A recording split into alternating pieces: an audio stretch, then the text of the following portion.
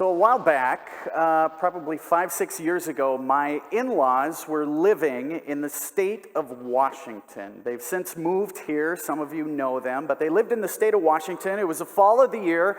We traveled out there with our 2 kids in the fall of the year, and arriving there for a little vacation, my in-laws suggested we spend a day going on a hike.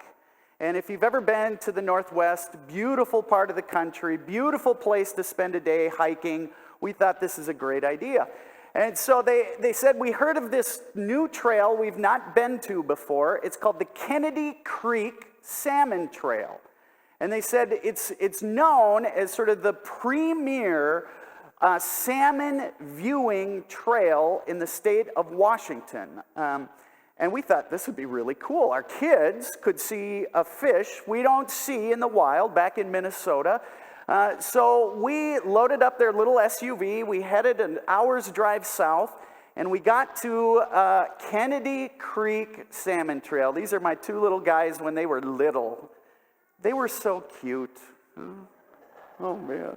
So this is at the trailhead, and this trail, we saw a map, and it's this trail that weaves around this creek and has bridges. You can go over the bridges, and in the fall of the year, the salmon come up the creek, and you're supposed to be able to see them. And we thought, man, we are going to be great parents, right? We're not just shoving an iPad in front of them or taking them to some amusement park. We're going to take them out hiking.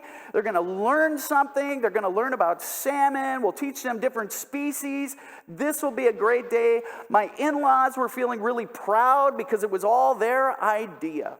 So we get there, and our boys run down the trail wanting to see these fish ahead of us. And they get to the creek, and we have to catch up to them. But as we get to them, we notice them kind of just standing there, looking down into the creek with sort of bewildered looks on their faces. Bewildered. And we figured out, see, I didn't know a lot about salmon and how this whole up the creek thing works. But what we came to know, and maybe you're smarter than me, but we came to find out that salmon, this time of the year, they're out in the ocean. They come up these creeks in order to lay their eggs. And so these are big salmon, these big mama salmon who are coming up. And I don't know, I didn't know this, but they have to go through these creeks that are really only a couple inches deep. And so they have to work really hard. They jump over logs and over rocks. And they finally get to a spot away from every predator where they can lay their eggs. And I didn't realize that once they lay their eggs, they die. They die. I didn't know this. And so when we got to the creek, our kids are standing there, and everywhere you look are these giant dead salmon everywhere. In fact, there were thousands of these huge honking salmon who were dead everywhere. My father-in-law turned to me and he said, I guess we got here too late.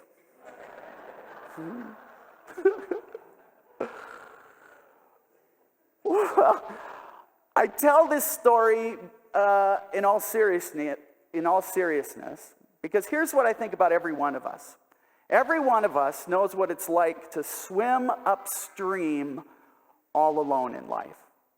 I think every last one of us has had an experience, or maybe it's just a state of life where we feel like we're constantly swimming upstream. And when you're swimming upstream all alone, here's something else that you know.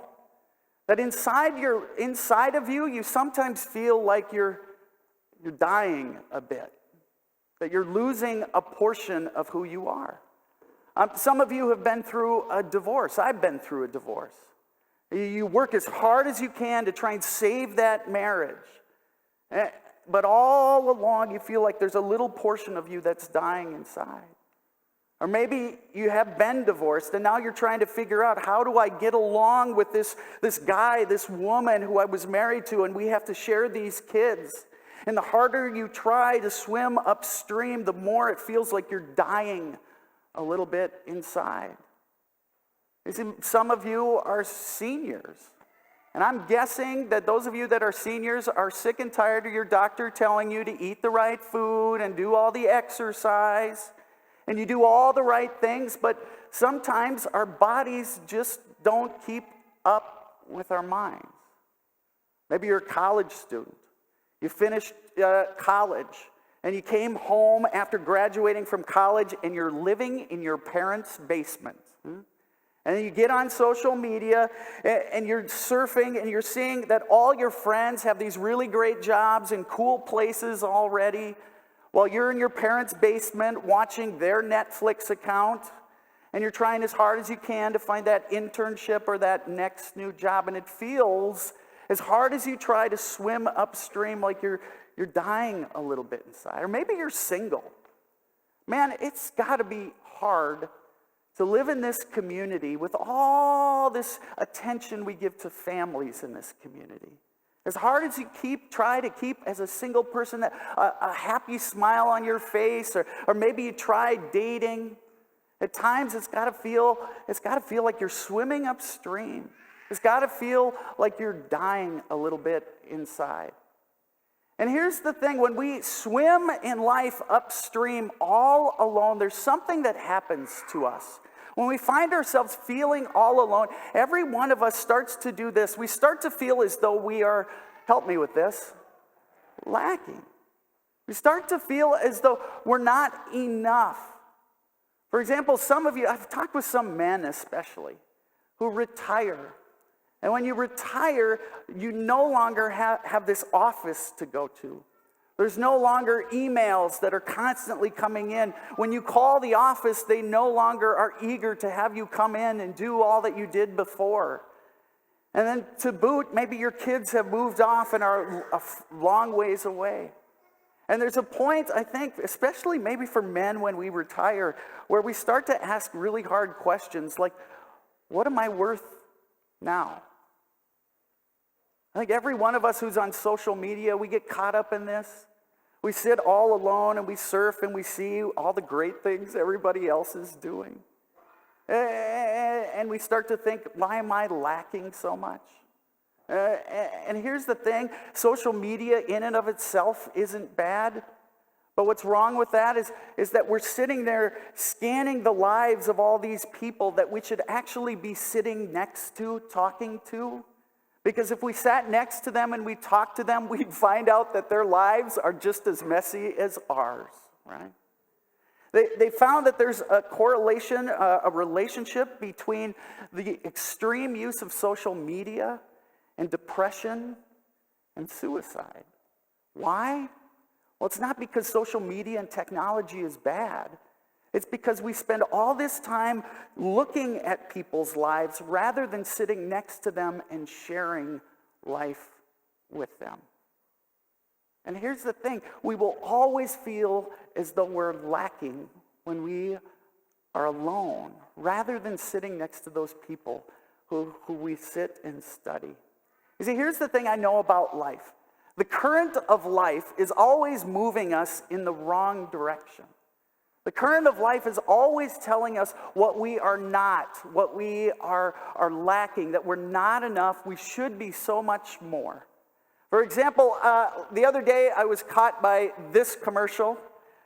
Guys, would you let her, right? Come on, right? Every guy, when you see the commercial for the new GMC, you go, oh, if only I had one of those. And get this, I caught my father-in-law, who has absolutely no need for a pickup. He saw this commercial, and he saw this part of the commercial. Go to the next one. Has anyone seen this? The multi-pro tailgate, right? Every guy who has a pickup who doesn't have one of these and sees one goes, oh, my pickup stinks. I don't have the tailgate. My father-in-law said, man, if I had a pickup like that, that'd be awesome. Right? We always have this idea that we are lacking. And here's what I want to suggest today. That in order to defend ourselves from that sense of loneliness and that sense that we are lacking, every one of us, we all need a circle. We need a circle of people who are going to remind us that, number one, we are not alone and we are not lacking. Jesus had a circle like this. He called this circle his disciples. And if you've been around church before, you know that the disciples were these 12 guys who spent time with Jesus, went with him everywhere he went. But what you might not know is that these disciples weren't the type of people you would imagine. They weren't pastors, they weren't priests, they weren't the type of people who spent all their time studying the Bible. Many of them were just plain old crusty fishermen. Probably the kind of foul-mouthed guys who would be seen more in bars than in church. And these are the guys Jesus calls to be his circle. He calls these guys to be his connect group, if you will. And there's a story, I think, that tells us a whole lot about what Jesus imagined this circle of people to be in his life. You see, many of you have heard the story about how Jesus went out in the wilderness with his disciples, and this big crowd of people followed him. And the story goes like this. It says, sometime after this, Jesus crossed to the far shore of the Sea of Galilee, and a great crowd of people, they followed him because they saw the signs he had performed by healing the sick. Then Jesus went up on a mountainside, and he sat down with his disciples.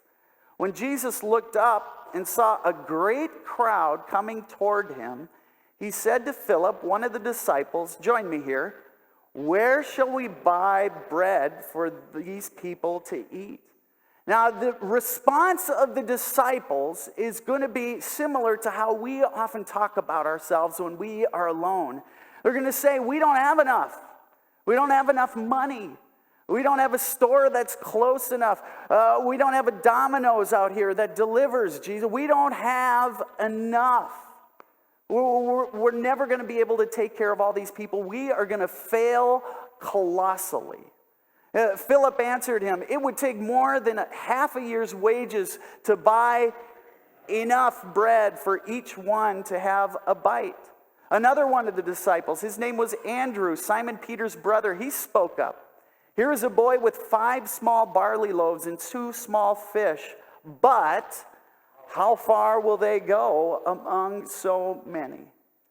And that's when Jesus turns and says this. Jesus said, have the people sit down. There was plenty of grass in that place, and they sat down.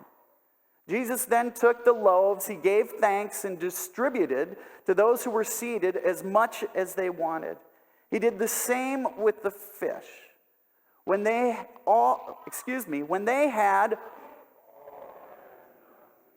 enough to eat, he said to the disciples, gather the pieces that are left over. Let nothing be wasted. So they gathered them, and they filled 12 baskets with the pieces of the 5 barley loaves left over by those who had eaten. I think most of us have heard this story before, and I think most of us, when we hear this story or have learned this story, have thought that Jesus, in this story, he must have performed some kind of miracle. He must have done some kind of magic, if you will. I taught this story to our preschoolers this week, and I said, after I told the story, I said, how do you think Jesus fed everybody? And this little boy raised his hand, he shook his hand, and I said, yeah, how do you think Jesus fed everybody? He said, he did Jesus magic, Pastor. See, I think most of us think Jesus did some kind of Harry Houdini act. Instead of pulling a rabbit out of his hat, he pulled a bunch of food out of his hat. I want to wonder with you if this story maybe is about something so much more than some kind of magic trick that Jesus does. You see, I think what Jesus is doing is teaching his disciples about what this circle of people are all about. That there's this circle that was intended to remind us of who we are, that we're never alone, and that we're always enough. Because did you notice what happened? They turned to this little boy, and this little boy opened his bag that he had certainly packed for the day. You see, if you were going to go on a trek out in the wilderness, you would have packed a bag of food, because you don't know what's going to happen in the wilderness. And so he asked the boy to open his bag, and he pulled out 5 loaves and 2 fish. And then I imagine he did that to a few others, and before you know it, everyone in the crowd was opening their bag and pulling out what they had no doubt brought on this trek out in the wilderness. And together, they realized they had more than enough. There was more than enough food. I think Jesus was teaching those disciples that when we journey this road of life together, we have more than enough. As he was trying to teach them that every one of us needs a circle that reminds us that we are enough and that we have enough, each and every one of us. Here at Calvary, we've been talking for the last few weeks about these things called connect groups. And they're our form of a circle.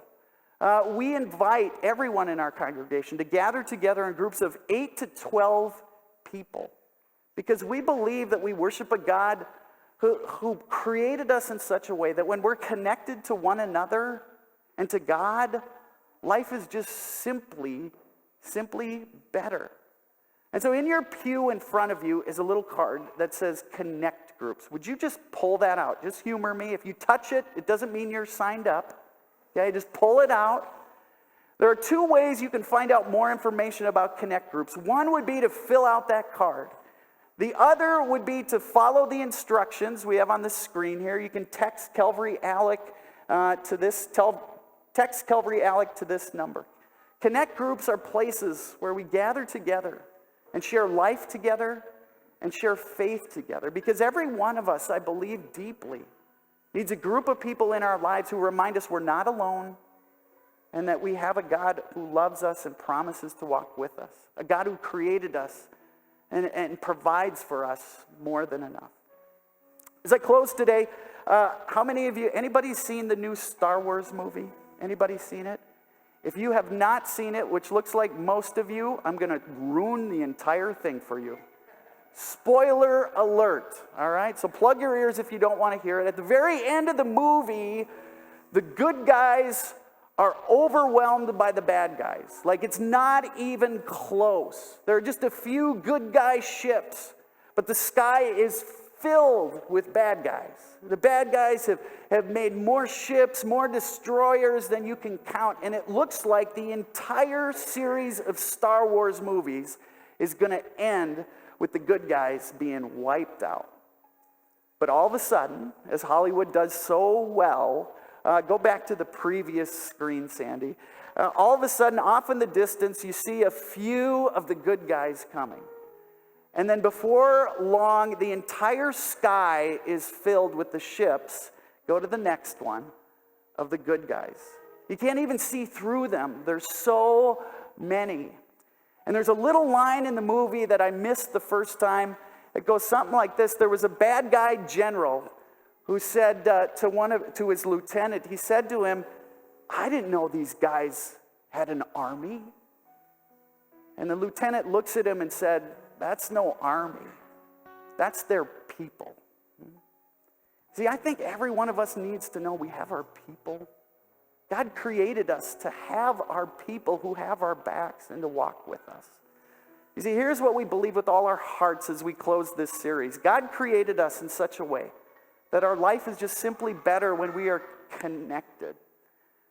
I invite you, I dare you, find out a little more about a Connect group.